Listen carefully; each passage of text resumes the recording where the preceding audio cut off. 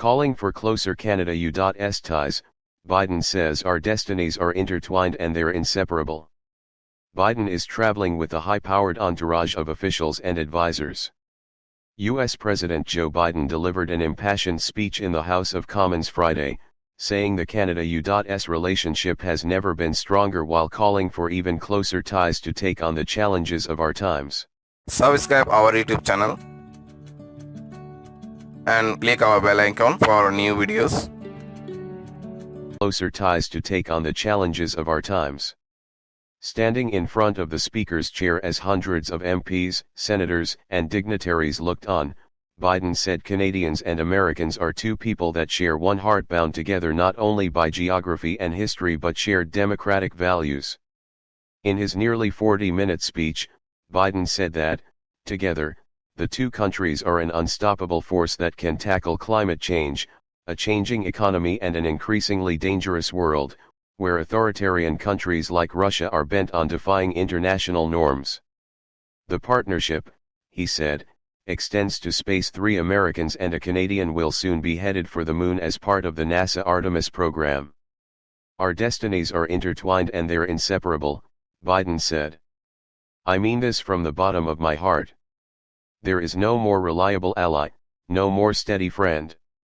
And today I say to you, you will always be able to count on the United States of America. Together, Biden said, Canada and the U.S. will confront the scourge of opioid overdoses.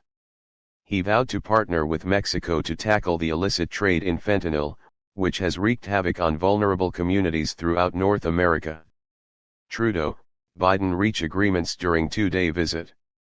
Canada and the U.S. will expand the Safe Third Country Agreement to the entire land border, a move designed to halt illegal border crossing by migrants. Canada will instead accept up to 15,000 migrants from the Western Hemisphere through legal channels. Canada will invest $420 million to protect the Great Lakes as part of a binational effort to defend one of the world's largest sources of fresh water. Canada made a $7.3 billion commitment to air defense to support the continued functioning of NORAD. Canada agreed to provide $100 million to support the Haitian police. The U.S. will commit roughly $250 million to Canadian and U.S. companies that mine and process critical minerals for electric vehicles and stationary storage batteries. Canada and New York-based IBM signed a deal to expand domestic research and development and advanced packaging of semiconductors. Biden expressed support for Canada joining the U.S.-led Indo-Pacific Economic Framework. Referencing a deal on migrants, Biden said Canada and the U.S. will safely resettle asylum seekers through a new, more organized process that discourages illegal immigration. We believe to our core that every single person deserves to live in dignity, safety, and rise as high as their dreams can carry them, Biden said. On semiconductors, critical minerals, advanced manufacturing, and a pivot to a cleaner, greener economy, Biden said Canada and the U.S. are up to the challenge, ready to work in concert to challenge the dominance of countries like China in these areas. After 2 years of COVID, people began to even wonder, can we still do big things? I say we sure in hell can, Biden said to thunderous applause from the assembled crowd. While there are irritants in any relationship, Biden said, Canada and the U.S. are determined to solve our differences in friendship and with goodwill, because we both understand our interests are fundamentally aligned. Biden joked about the Toronto Maple Leafs, I like your teams, except the Leafs, he said to laughter and scattered boos from the crowd, and razzed some MPs who failed to stand and applaud after he praised Canada and the U.S. for having gender-equal cabinets. Even if you don't agree, guys, I'd stand up, he said. He also raised a recent Gallup poll that found Americans have an overwhelmingly positive view of Canadians. The poll found 88% of U.S. respondents think highly of their neighbors to the north, up from 87% last year. I take credit for that 1 point, Biden said. In his introductory speech, Trudeau hit many of the same points. He called on Canadians and Americans to come together as storm clouds gather in other parts of the world. It has never been clearer that everything is interwoven, he said. Economic policy is climate policy is security policy. People need us to think strategically and act with urgency, and that is exactly what brings us together today.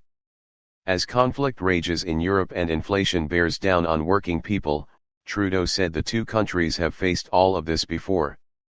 Citing a 1987 address by former U.S. President Ronald Reagan, who called the Canada-U.S. border a meeting place rather than a dividing line, Trudeau said the border is not just a place where we meet each other.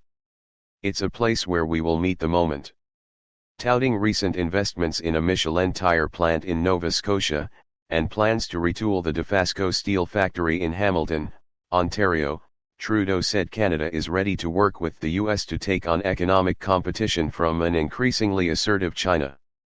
We must continue to show resilience, perseverance, and strength, Trudeau said, citing the example of Michael Spavor and Michael Kovrig, the two Canadians who suffered arbitrary detention in China for more than 1,000 days. Kovrig and Spavor were on hand in the Commons for Friday's events. Trudeau thanked Biden for his help in securing their release. With two of its citizens in captivity, Trudeau said, Canada did not capitulate, we did not abandon our values, we doubled down. We rallied our allies. The rule of law prevailed and the Michaels came home. God bless ya, Biden said as he recognized Spavor and Kovrig in the gallery above. Earlier today, Biden was escorted by Trudeau into the West Block where he briefly greeted dignitaries, including Conservative leader Pierre Poilievre, other party leaders, senators, the House of Commons Speaker and parliamentary clerks. Poilievre introduced himself as the leader of His Majesty's loyal opposition, which prompted Biden to quip, "Loyal, huh?" Green Party leader Elizabeth May then handed a bemused Biden a chocolate bar made by a Syrian refugee before he was whisked away for a one-on-one meeting with Trudeau. The busy day followed an intimate gathering last night at Trudeau's Ottawa home, Rideau Cottage. Trudeau, with his wife Sophie and their 3 kids, hosted the president and his wife, Jill. This is the first non-summit overnight visit by a U.S. president in nearly 2 decades. It was billed as a chance for Biden and Trudeau to continue their efforts to renew the bilateral relationship, which was marked by some tension in recent years. The Trump years were a trying time for Canadian officials. But Biden's decision to cancel the Keystone XL pipeline, promote protectionist policies like Buy American and withhold some vaccine supplies were also irritants in the early days of his presidency. Since then, there's been meaningful progress on key files, a deal to protect the Nexus Trusted Traveler program and a plan to include Canadian-made vehicles in a U.S. electric vehicle tax credit program. And now there is a deal in hand that will allow Canada to close the Roxham Road site, where tens of thousands of refugee claimants have crossed the border irregularly in recent years, a political headache for Trudeau.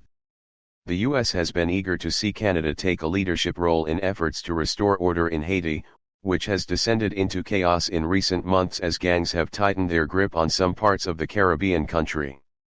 So far, Canada has resisted pressure to deploy troops. But after meeting with Biden, Trudeau committed roughly $100 million to the Haitian police. The funding comes after the UN expressed grave concern for Haiti, saying extreme violence continues to spiral out of control. Biden and Trudeau also had the economy on their minds during the visit. Biden's Inflation Reduction Act, IRA, which was really a climate change bill, despite its name includes major tax breaks for companies that pursue green-friendly projects. Canada is racing to compete and there may be a role for Canadian businesses to play as the U.S. retools its economy to make it cleaner and greener. Speaking to reporters at a press conference following his address, Biden said the IRA shouldn't be seen as a threat to Canada. He said the U.S. plan to spend billions through the IRA and CHIPS Act, which offers tax breaks to semiconductor companies that manufacture in the U.S., will have spillover effects for Canada. We each have what the other needs, Biden said. I'm a little confused on why this is a disadvantage for Canada. He said U.S. businesses need to tap Canada's abundance of critical minerals, an industry that currently is dominated by China, an increasingly unreliable business partner. We don't have the minerals to mine, you can mine them. You don't want to produce, turn them into product, Biden said. Canada would dispute Biden's characterization of the critical minerals file. The federal government has raced to sign multi-billion-dollar contracts with major car companies like Stellantis and Volkswagen, which will use Canadian natural resources to manufacture components for electric vehicles.